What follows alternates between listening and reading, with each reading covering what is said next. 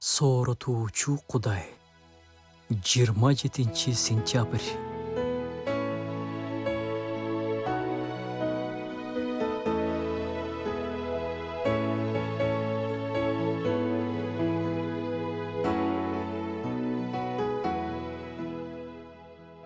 Адамдар көбүнчө оор жагдайлардан же жүрөктү ооруткан адамдардан улам кыйналып жатабыз деп ойлошот.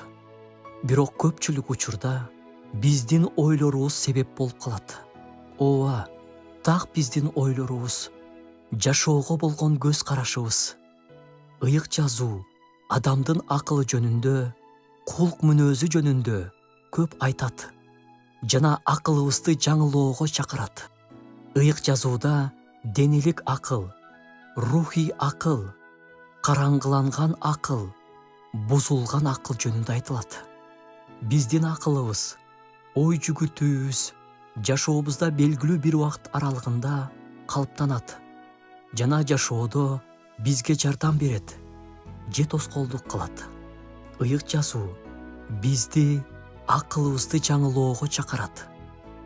Оюбуз тынымсыз кыймылда. Ошондуктан ал жакта эмне болуп жатканын текшерип туруу керек. Менин башымда көбүнчө жакшы ойлорбу же жаман ойлорбу? Көбүнчө мен соттоймбу же баталаймынбы? Жакшыга караганда жаманы көбүрөөк болуп жатса, анда акылыбызды жаңылап, сергек турганга Кудай жардам берсин.